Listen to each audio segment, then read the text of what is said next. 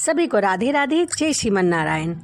आपके अपने YouTube channel प्रेम भक्ति में फिर से एक बार स्वागत है। और इसी के साथ आज हम सुनेंगे माघ मास की कथा अध्याय 26। तो आइए मन में करते हैं श्री हरि का ध्यान और आगे की कथा सुनते हैं। पार्थिक कहने लगे कि हे प्रेत, तुमने सारस के वचन किस प्रकार और क्या सुने थे, सो कृपा करके कहिए।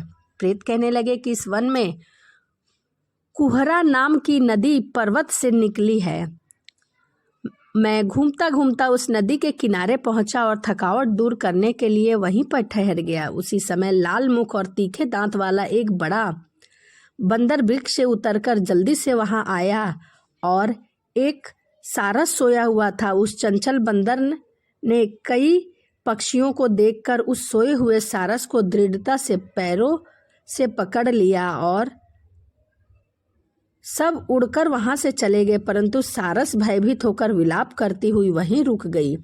नींद के दूर होने तथा भय से नेत्र खोलकर सारस ने बंदर को देखा और मधुर वाणी से कहने लगा, हे बंदर, तुम बिना अपराध मुझको क्यों दुख देते हो? इस संसार में राजा ही केवल अपराधी को दंड देता है। तुम्हारे जैसे श्रेष्ठ प्राणी किसी को पीड़ा नहीं देते, ना ही अहिंसक और दूसरे के कर्मों को नहीं देखते। जल की खाई खाने वाले, आकाश में उड़ने वाले, वन में रहने वाले, अपनी स्त्री से प्रेम करने वाले, दूसरों की स्त्री का त्याग करने वाले, दूसरों की बुराई से दूर रहने वाले, चोरी न करने वाले, बुरी संगति से वर्जित, किसी को कष्ट न देने वाले, सो इस प्रकार मुझ अपराधी को हे बंदर छोड़ दो। मैं तुम्हारे पहले जन्म का वृतांत जानता हूँ। ऐसे वचन सुनकर बंदर उसको छोड़कर दूर बैठ गया और कहने लगा कि तुम मेरे पूर्व जन्म के वृतांत को कैसे जानते हो? तुम अज्ञानी पक्षी और मैं वन में घूमने वाला हूँ। सारस कहने लगा कि मैं अपनी जाति की स्मृति के बल से तुम्हारे पूर्व जन्म का वृतांत जानता हूँ। तुम पूर्व जन्म में विंध्य पर्वत के राजा थे और मैं तुम्हारे कुल का पूज्य पुरोहित था। तुम राजा होकर अपनी प्रजा को पीड़ा दिया करते थे। विवेकहीन तुमने बहुत सा धन इकट्ठा किया। सो वानर प्रजा की पीड़ा रूपी अग्नि की ज्वाला से तुम पहले ही तप चुके हो। पहले तुम कुंभी पाक नरक में गिराए गए। तुम्हारे शरीर को नरक के 3000 वर्ष बीत गए। फिर नरक से निकाल कर बचे हुए पापों के कारण तुम्हें बंदर योनि मिला है और मुझको मारना चाहते हो। पूर्व जन्म में तुमने ब्राह्मण के बाग को लूटकर बलपूर्वक फल खाए थे। उसका यह भयंकर फल है कि तुम वानर और वनस्पति हुए। इतनी कथा कहकर वानर कहने लगा कि यदि ठीक है, तुम सब कुछ जानती हो तो बताओ, तुम पक्षी कैसे हुई? सारस कहने लगी कि मेरी दुर्गति का कारण भी सुनो। तुमने नर्मदा नदी के किनारे पर सूर्य ग्रहण के समय बहुत से ब्राह्मणों के नियमित 100 ढेर अन्न के दान किए थे। मैंने पुरोहित के मंद से थोड़ा सा ब्राह्मणों को दिया और बाकी सब खुद रख लिया। इस ब्राह्मणों के द्रव्य का अपहरण करने के पाप से मुझे यह योनि मिली है। फिर रक्त कुंदुर नरक में गया, जहाँ बड़े बड़े कीड़े थे। रक्त तथा पीभ से भरा हुआ नाभि तक, नीचे सिर और ऊपर पैर किए हुए पीभ को चाटता रहा और नरक के कीड़े मुझे काटते रहे। 3000 वर्ष तक वहाँ पर यातना भोगा है मैंने। मैं नरक के दुख का वर्णन नहीं कर सकता। नरक की यातना से मुक्त होकर यह सारस का जन्म पाया, क्योंकि पूर्व जन्म में अपनी बहन के घर से कांसे का बर्तन चुराया था। इसको मैंने एक जुआरी को दिया, इसी से मैं सारस योनि में आया हूँ। यह मेरी स्त्री पिछले जन्म में ब्राह्मणी थी, इसने भी कांसे की चोरी की थी, इसी से यह मेरी स्त्री सारसी हुई है। अब तुमने तुम्हारे कर्म का फल कहा, अब भविष्य की बात भी सुनो। अब मैं, तुम और यह मेरी स्त्री भी हंस होंगे और काम रूप देश के सुख में निवास करेंगे। इसके पश्चात गौर योनि में फिर जाकर दुर्लभ मनुष्य योनि को प्राप्त होंगे। इससे मनुष्य पाप और पुण्य दोनों ही कर सकता है। इस प्रकार शिव की माया से यह सारा जगत मोह को प्राप्त होता है।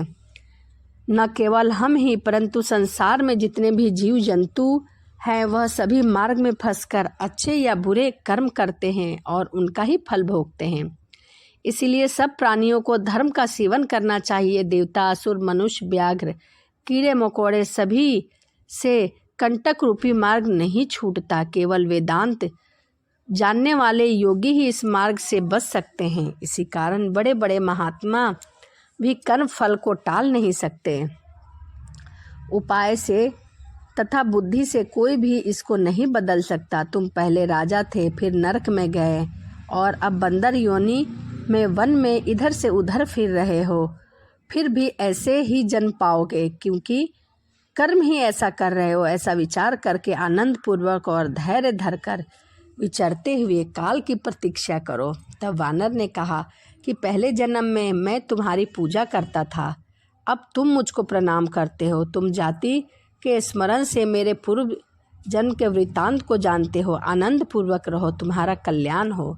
तुम्हारे वचन को सुनकर मैं मोहरहित होकर वन में विचरूंगा। प्रेत कहने लगा कि हे पार्थिक, मैंने नदी के तट पर बंदर और सारस का यह संवाद सुना तो मुझको बोध हो गया और मोह तथा शोक का नाश हुआ। मुझे यह बोध हुआ कि यह सब माया है, हमें अच्छे कर्म करने चाहिए।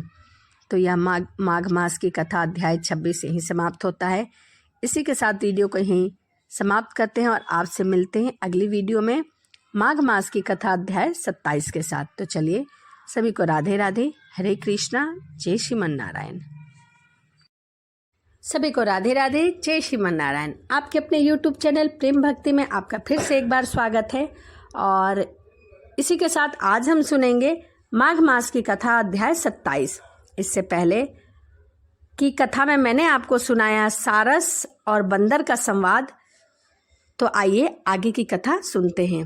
प्रेत कहने लगे कि हे पार्थिक, मैं इस समय तुम्हारे पास जो यह गंगा जल है उसे मांगता हूँ, क्योंकि मैंने इसका बहुत महात्म सुना है। मैंने इस पर्वत पर गंगा जल का बड़ा अद्भुत आश्चर्य देखा है, इसीलिए मैं यह जल तुमसे मांग रहा हूँ। मैं प्रेत योनि में अति दुखी हूँ।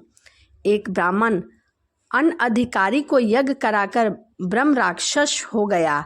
वह हमारे साथ 8 वर्ष तक रहा। उसके पुत्र ने उसकी अस्थियों को इकट्ठा करके गंगा जल में कनंखल स्थान से गिरवा दिया। उसी समय वह राक्षसत्व त्वाकर सदगति को प्राप्त हो गया। मैंने प्रत्यक्ष देखा है, इसीलिए मैंने तुमसे प्रार्थना की है। मैंने पहले जन्म में तीर्थ स्थानों में बड़े बड़े दान किए थे और उनका प्रायश्चित नहीं किया था। इसी से मैं हजारों वर्ष तक इस प्रेत योनि, जिससे अन्य जल मिलना अति दुर्लभ है, दुख पा रहा हूँ। इस योनि में मुझको हजारों वर्ष बीत गए। इस प्रकार आप जल देकर मेरे प्राणों को जो कंठ तक आ गए हैं उन्हें बचाइए। कुष्ठ आदि रोग से भी मनुष्य प्राणों को त्याग करने की इच्छा नहीं रखता। वेदधुति कहने लगे कि ऐसे उस प्रेत के वचन को सुनकर ब्राह्मण बड़ा आश्चर्यचकित हुआ और वह अपने मन में विचार करने लगा कि संसार में पाप और पुण्य के फल अवश्य आ पड़ते हैं। देव, दानव, मनुष्य, कीड़े मकोड़े भी रोगों से पीड़ित होते हैं। बाल तथा वृद्ध को मरण, अंधा तथा कुबड़ापन ईश्वरीय सब कर्मों से ही मिलता है। यह सुनकर प्रेत गदगद वाणी से बोला कि हे पार्थिव, मैं जानता हूँ कि आप सर्वज्ञ हैं। आप मुझको जीवन का आधार जल इस प्रकार दो जैसे मेघ चातक को देता है। तब प्रथिक कहने लगे कि हे प्रेत, मेरे माता पिता भृगि श्रेष्ठ में बैठे हैं, मैं उन्हीं के लिए जल लाया हूँ। अब बीच में तुमने गंगा के संगम का जल मांग लिया। अब मैं इसी धर्म संदेह में पड़ा हूँ कि क्या कांड वस्तु में यज्ञ को इतना नहीं जितना प्राण रक्षा को मानता है। इसीलिए प्रेत को जल देकर तृप्त करके माता पिता के लिए फिर जल लेकर आऊँगा। लोमस जी कहने लगे कि इस प्रकार उस प्रथिक ने गंगा यमुना के संगम का जल उस प्रेत को दे दिया और प्रेत ने प्रीतिपूर्वक जल को पिया। उसी समय वह प्रेत शरीर को छोड़कर दिव्य देहधारी हो गया। केरल कहने लगा कि बिंदु मात्र गंगा जल से वह प्रेत योनि से मुक्त हो गया। यह समझते ही ब्रह्मा जी भी इस जल के गुण का वर्णन नहीं कर सकते, नहीं तो महादेव जी इस जल को मस्तक पर क्यों धारण करते। इस संसार में जो मनुष्य काया वाचा मनसा के पापों से रंग गए हैं वह गंगा जल के बिना नहीं घुलते। गंगा जल के सेवन से ही मुक्ति सदा सम्मुख खड़ी रहती है। जिनके जल के स्पर्श करते ही प्रेत छोड़कर मुक्त प्राप्त हो सकता है, तो गंगा जल स्नान करने वाला वैष्णव को कितना पुण्य प्राप्त होगा और किस प्रकार पितृ स्वर्ग में जाएंगे, स्वर्ग में रहते हुए ब्रह्म तत्व को प्राप्त होंगे। गंगा जल के समान और कोई मुक्ति साधन नहीं है। वह प्रेत वहां से चला गया और 1 मास में जब माघ मास आया तो उसने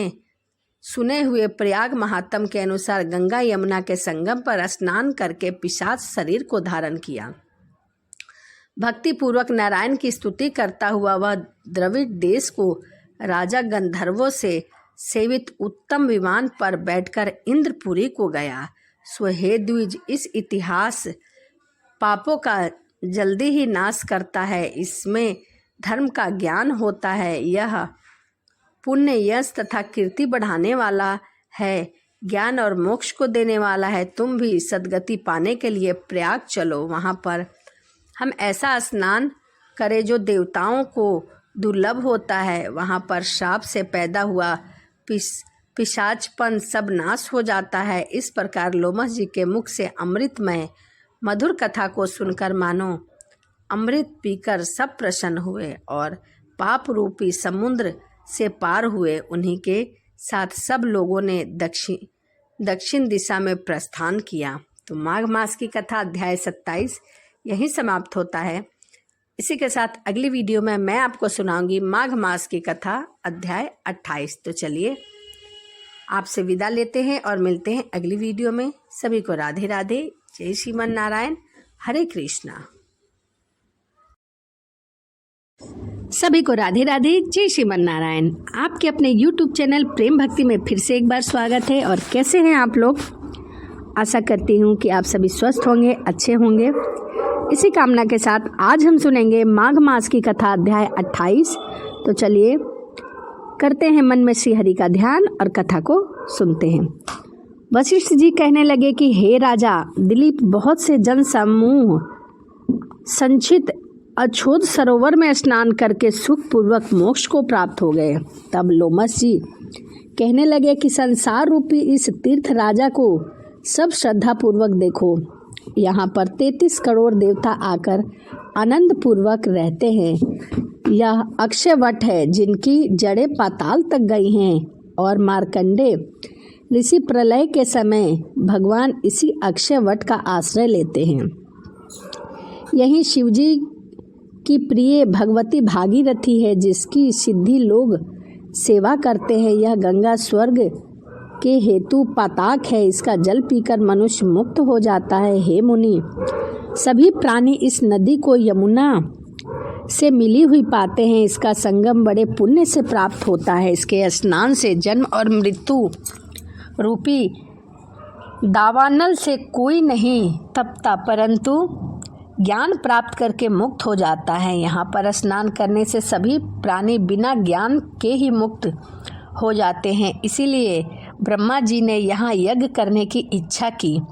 इसी संगम में भगवान विष्णु ने स्त्री प्राप्ति की इच्छा से स्नान करके लक्ष्मी जी को प्राप्त किया। यहाँ पर त्रिशूलधारी शिवजी ने त्रिपर दैत्य को मारा था और प्राचीन काल में उर्वशी स्वर्ग से गिरी थी तथा स्वर्ग पाने की इच्छा से यहाँ पर ही उसने स्नान करने से नहुल कुल के राजा ययाति ने वंशधर पुत्र प्राप्त किया था। यहाँ पर इंद्र ने प्राचीन काल में धन की इच्छा से स्नान किया था और माया से कुबेर के सब धन को प्राप्त कर लिया था। प्राचीन काल में नारायण तथा नर ने हजारों वर्ष तक प्रयाग में निराहार रहकर उत्तम धर्म किया। यहाँ से जैगा सभ्य सन्यासी ने महादेव जी जैसी शक्ति वाले से विजय प्राप्त की थी और अनिमा आदि योग के अति दुर्लभ ऐश्वर्य प्राप्त किए। इसी क्षेत्र से तपस्या करके श्री भारद्वाज संत ऋषियों से सम्मिलित हुए। इसीलिए हमारे विचार से तुम त्रिवेणी में स्नान करो। इस स्नान से पहले किए हुए तुम्हारे सब पाप नष्ट हो जाएंगे और संपूर्ण वैभव को प्राप्त हो जाओगे। ऋषि के इस प्रकार के सत्य वचन सुनकर सभी त्रिवेणी में स्नान करने लग गए और उसी स्नान करने से सबकी पिशाचनता नष्ट हो गई। श्राप से विमुक्त होकर उन्होंने अपना शरीर धारण कर लिया। वेदनिधि ने अपने संतान को देखकर प्रसन्नचित होकर लोमस जी को संतुष्ट किया और कहा कि आपके अनुग्रह से ही श्राप से विमुक्त हुए हैं। अब आप इन बालकों के योग्य धर्म को कहिए। लोमस जी ने कहा कि इस युवा कुमार ने वेदों का अध्ययन समाप्त कर लिया है, इसीलिए इन कन्याओं के प्रीतिपूर्वक कर कमलों को ग्रहण करे। तब लोमस ऋषि तथा अपने पिताजी की आज्ञा से इस ब्रह्मचारी ने 5 कन्याओं से विवाह किया। इस कन्या के सब मनोरथ पूर्ण हुए। जिनके घर में लिखा हुआ यह महात्म पूजा जाता है, वहाँ नारायण ही पूजे जाते हैं। पुष्कर तीर्थ में, प्रयाग में, गंगा सागर में, देवालय में, कुरुक्षेत्र में तथा विशेष करके काशी में इसका पाठ अवश्य करना चाहिए। कुरुक्षेत्र और पुष्कर क्षेत्र में ग्रहण के अवसर पर इसके पाठ का दुगना फल मिलता है और मरने पर वैष्णव पद को प्राप्त हो जाता है। तो यह माघ मास की कथा अध्याय 28 था। वीडियो आपको कैसी लगी कमेंट में जय श्रीमन नारायण लिखना ना भूलें। यदि मेरी वीडियो आपको अच्छी लगती हो तो चैनल को सब्सक्राइब लाइक जरूर करें। चलिए इसी के साथ वीडियो को मैं यहीं समाप्त करती हूँ और आपसे मिलती हूँ अगली वीडियो में। सभी को राधे राधे, जय श्रीमन नारायण, हरे कृष्णा।